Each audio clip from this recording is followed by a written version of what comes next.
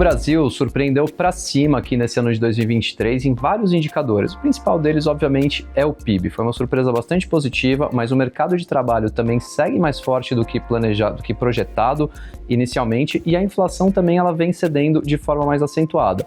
Tanto é que o Banco Central continua aí com seu plano de corte de juros de 50 pontos base em cada reunião. Então, é um cenário muito mais benigno que o esperado, sendo que o calcanhar de Aquiles continua, obviamente, sendo as contas públicas no país, a situação fiscal aqui que a gente tem. Então, dito isso, o mercado financeiro não espera um déficit zero em 2024, como promete o ministro Haddad, e tá tudo bem com isso. Mas, por outro lado, o mercado não quer ver o governo jogar a toalha antes da hora. Então, é como se tivesse naquele jogo de futebol, o time tá perdendo de 3-0 aos 45 do segundo tempo, mas o técnico não pode sair de campo, tem que ficar ali até o fim, esperando ver se o time pelo menos faz um golzinho. Então, o mercado vai esperar isso, e tão importante quanto isso é entender o seguinte: quando fica claríssimo que não tem a possibilidade de haver déficit zero no ano de 2024, como que o governo vai reagir a isso? Ele vai seguir as regras que foram impostas pelo arcabouço fiscal ou vai começar a fazer alguma contabilidade criativa? Então esse é um dos grandes pontos de atenção que a gente tem que ter no ano que vem. Além disso, a gente vai ter a troca do presidente do Banco Central.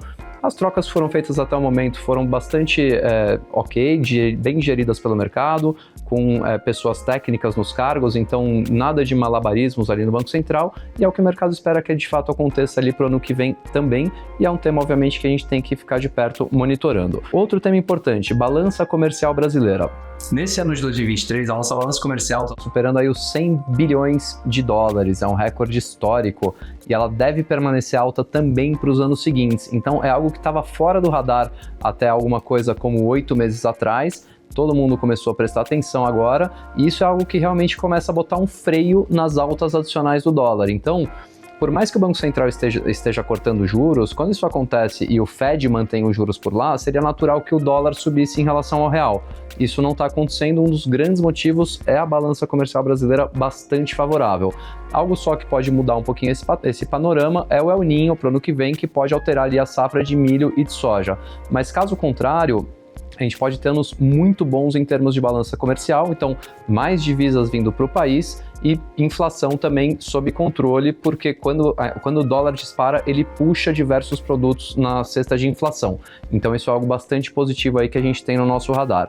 E em termos de investimento, o que a gente teve aqui neste ano de 23, entre fevereiro e maio, foi o momento em que a gente viu um dos maiores estresses no mercado, tanto em relação à taxa de juros como em relação ao mercado de crédito privado. Então, tudo isso aí culminou em taxas muito atrativas para quem comprou renda fixa naquele momento. E a gente vem colhendo os frutos já agora nesse final de ano e devemos colher frutos adicionais para 2024.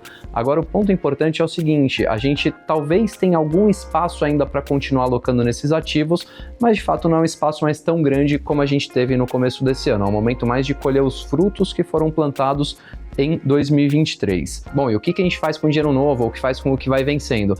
A gente vai mobilizando ele para ativos um pouco mais de risco, mas também mantém ali naquele bom e velho pós-fixado, porque como eu comentei inicialmente, como os juros não devem cair de maneira tão acentuada, o nosso CDI ainda deve continuar sendo um bom cavalo, não vai ser aquele negócio de 2% ao ano como a gente viu alguns anos atrás, vai ser alguma coisa perto de 9, 9,5%, que ainda é bastante satisfatório, dado o risco baixo que existe nessa classe de ativos. Indo aqui para a Bolsa Brasileira, que de fato é um dos ativos mais baratos e com maior potencial de retorno para o ano. O nosso índice Bovespa, ele continua muito barato em relação à sua própria média histórica e também muito barato quando a gente compara ele com outros países emergentes, como por exemplo México, como por exemplo Índia, e também muito barato quando a gente compara com países desenvolvidos como por exemplo Estados Unidos ou Alemanha. Então, ele é de fato um dos ativos mais baratos que a gente tem. E historicamente, o índice Bovespa sempre sobe em ciclos de corte da Selic. A gente já está vendo uma prova disso aqui no ano de 2023 e esperamos também que seja um bom ano para a Bolsa em 2024. O único ponto de atenção aqui é o seguinte: aquele investidor que está mais acostumado a ter o seu portfólio com um certo nível de rentabilidade ao longo do mês, quando ele vai para um investimento em bolsa, por mais que seja pequeno, ele começa a ter oscilações maiores no portfólio. Então é normal ver de repente um mês a 50% do CDI, a 20% do CDI ou até algum retorno negativo, dependendo da exposição que esse investidor faz. Agora, se ele está ciente disso, se ele está buscando um horizonte de investimentos de mais longo prazo e busca um retorno adicional, é importante ter esse tipo de ativo na carteira.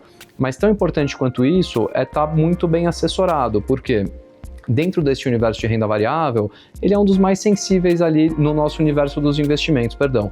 Ele é um dos mais sensíveis, então qualquer mudança de rumo ali na política, alguma notícia que venha de Brasília, bate primeiro na bolsa, né? A gente está muito acostumado a ver isso, então é bastante importante estar acompanhado de um bom profissional ali. Quer saber como se posicionar dentro das melhores classes de ativos e dentro dos melhores produtos dentro de cada classe, considerando o seu perfil de investidor e seus objetivos de curto, médio e longo prazo? Fale com um dos nossos assessores de investimentos.